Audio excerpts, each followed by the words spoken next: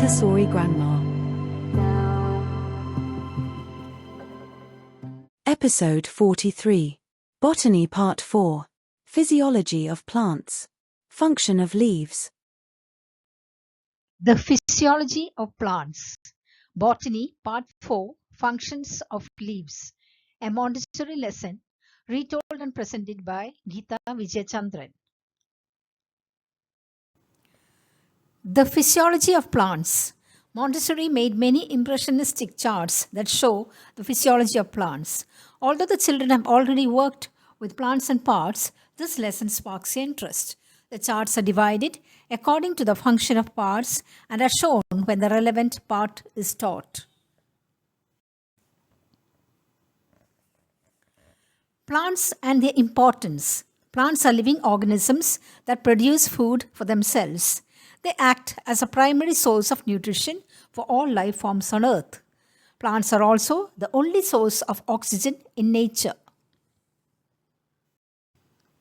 The study of plant physiology includes the external and internal functions of plants. The material in this set of charts is an introduction to what Maria Montessori believed children should know regarding the way plants work. Using impressionistic charts, children can understand how plants function and how they are connected to all other living organisms on this planet. The purpose of the botany impressionistic charts is to help children learn about the needs of plants and their functions while sparking their imagination with stunning graphics, fascinating short stories, and easy experiments. The stories are read together using the large impressionistic charts, which leaves great impressions on children. Experiments are conducted along with the stories and are left at the children's disposal on the shelf when appropriate. These beautiful illustrations are drawn by hand. In the earlier video, we had looked at the functions of roots and stem. Now, let us look at the functions of leaves. Let us try to remember the parts of a leaf. Leaves are mostly found above the ground and attached to the stem.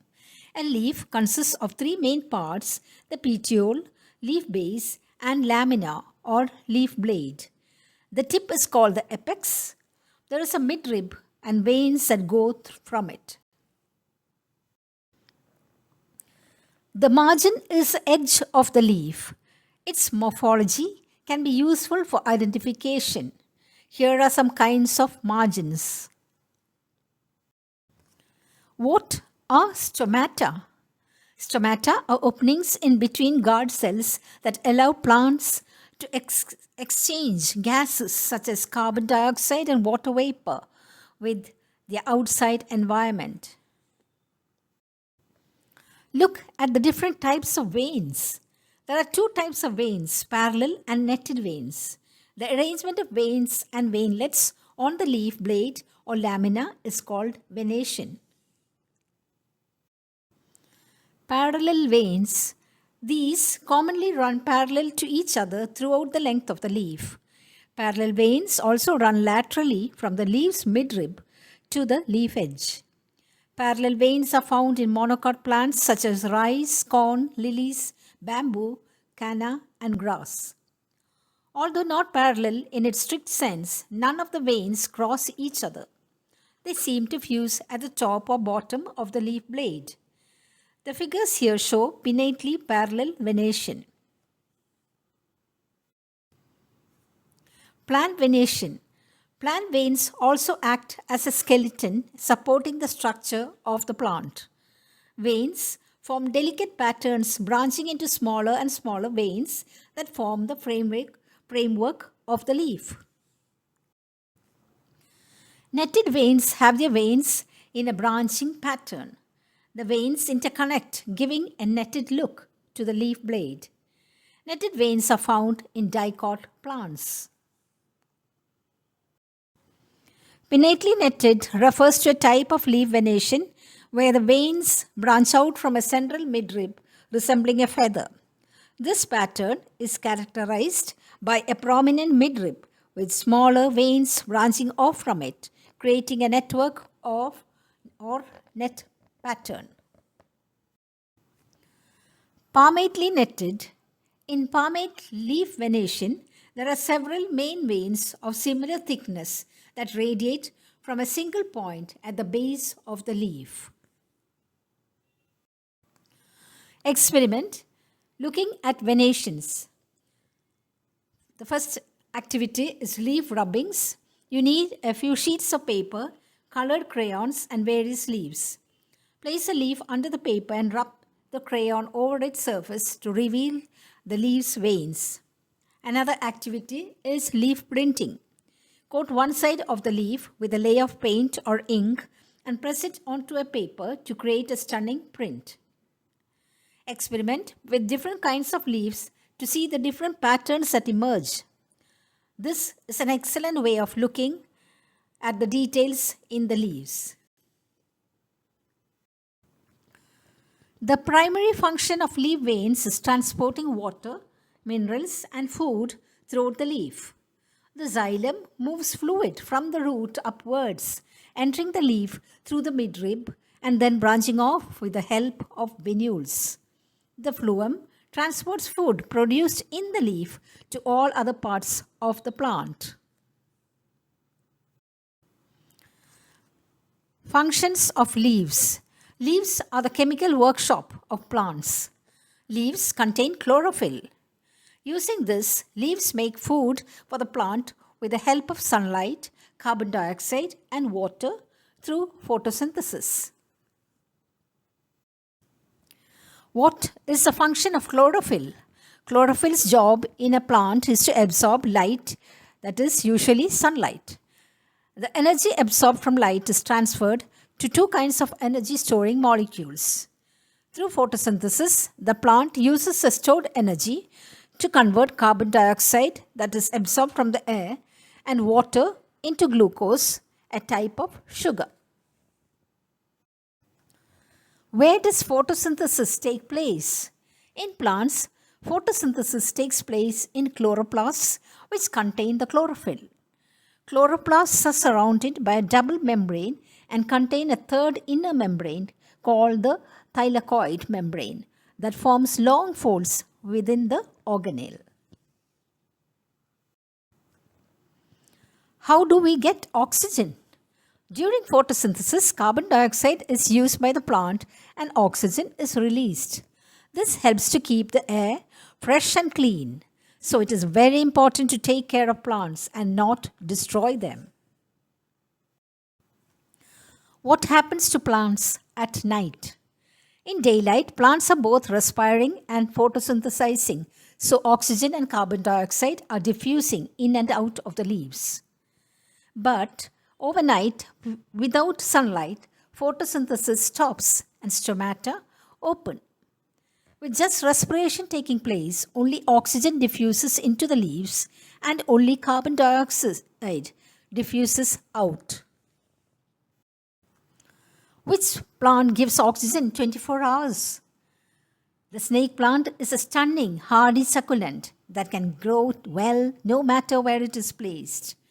So whether you choose to make this your bedroom plant or display it in your living room, snake plants are great indoor companions that will give you oxygen day and night. Why do leaves turn color in autumn? During autumn, leaves lose their chlorophyll that allows the other colors in the leaves to show. That is why we see yellow, red, orange, and even purple leaves in autumn.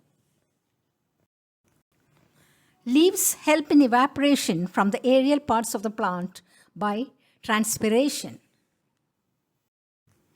The sun catches. The leaves are arranged such that the lower parts get enough sunlight and rain. There is a collaboration between leaves and root hairs. By looking at the leaves of a plant, we can determine what type of root the plant has. Some leaves seem to direct the water out to the tip of their leaves and down to the ground and roots. Some other leaves seem to direct the water towards the stem and down. The leaf is arranged in such a way the water flows to the root. Some leaves direct water in different directions. Leaves of some plants are modified to form tendrils that help in climbing. Example is a pea plant. Some have spines to help protect, like the cactus. Some leaves turn fleshy to store food, like the onion plant. Plants can reproduce from leaves.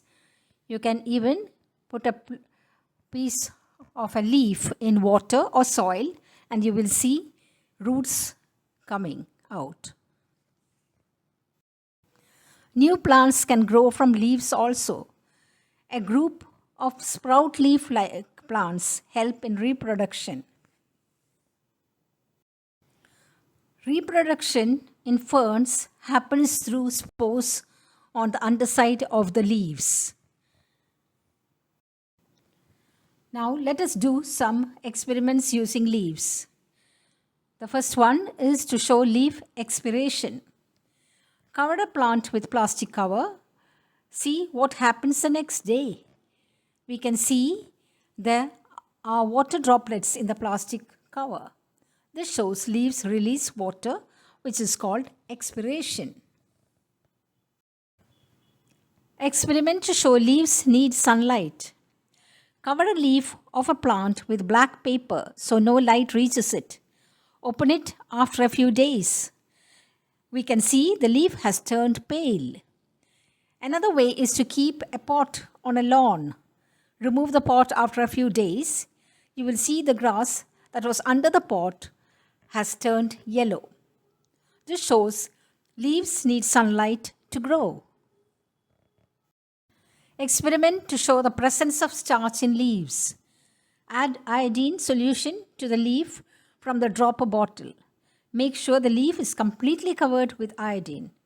Watch for a few minutes to see if a blue-black color develops in any part of the leaf. A blue-black color with iodine solution indicates that starch is present. Experiment to show leaf chromatography. First, we crush leaves by rubbing alcohol or nail polish remover to release the pigments of the leaf. Second, we soak a coffee filter or paper towel strip in the colored alcohol. As the liquid travels up the paper, the different pigments will separate, revealing their colors. Children can see the hidden colors in the leaves and learn about how these colors change during the fall. Experiment to see change of colors in leaves. Place several leaves inside a glass jar without overcrowding them. Fill the glass with water until the stems are covered with 1 to 2 inches of water. Add several drops of food coloring into the water and stir. Watch the glass over several days as the leaves begin to change color. What color do you want the leaves to be? What will happen if we drop different colors into the water? This is for the children to observe. There are more experiments and lessons to be done. So do not think this is the end of the lesson on leaves. It is certainly not. We will come back to leaves later on. But in the next video, we will look at functions of leaves, fruits and seeds. That takes us to the end of the Physiology of Plants Part 4, Functions of Leaves. Thank you for watching. This is Geeta Vijaychandran signing off.